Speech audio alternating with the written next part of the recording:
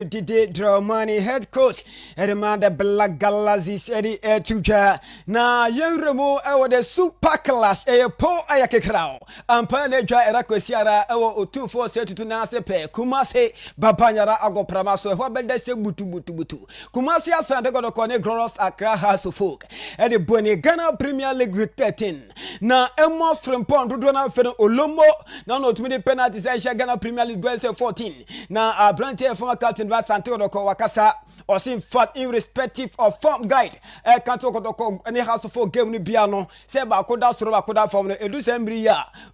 create attention pa sense bobo ko mienu yi ewo din ewo Africa ni wiase dina emfa so ba ko asan na ba ko din kunim kwambia so mo de boni a Ghana ha chesa ti yenkote ensema emo Frimpong Olomo editudwa.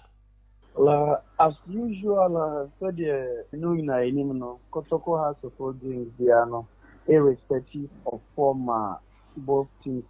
irrespective of positions, both teams no occupy on the league table. No, na game of this nature and also of this kind. No, na the the bragging rights no be prepare extra, be con all out so that they at the end of the day, which me are winning over the other rival, so that they are the supporters. So a bit to me, a free stadium, and going into Sunday's game, I'm not expecting anything like time the Kotoko has game, said the mid-brain, and we can both teams maybe win. I know said the same thing, any bit in a mere Sunday. We ene esema Amos Frimpong Olomo editudwa na Amos ne koso ebisan said this a year super class we to twa nyame atuma da kwisia dey ye hu place bi wo ma player bi wo ma wa gitin both House of Folk ene Kotoko na share House of Folk Kotoko current teams yanase current players in the teams the mamit marker say there are players on the day no bar obit marker say oh bar be show mo Oshe has to focus. Which many Hamza Isa, right? Yeah. Hamza or Tikin so Kelvin or Test against so and Ore more experience and makes Magasa one of the best goalkeepers currently in Ghana. Almost fighting through Olympics. So I make Magasa on so sorry, yes. And Ex Asante Kotoko and Justice Blay will be Blay on the day one year crime. For the more in this biggest year plus, I think I am air detective and a Bema game so very interesting. I may add my son, you know. We ene esema Emo Frimpong editudwa na ebisane se o share Kotoko current team ya strong edema ma na o se share strong team pa edema na mum edu sembri na ye headache edema coach Prosper Nate Ogun.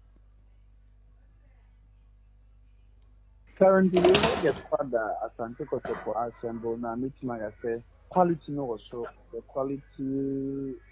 the team no very strong and I say very high. Make my compete with any team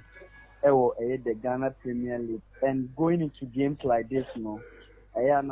say most of the coaches on the first and Kotoko, especially the current coach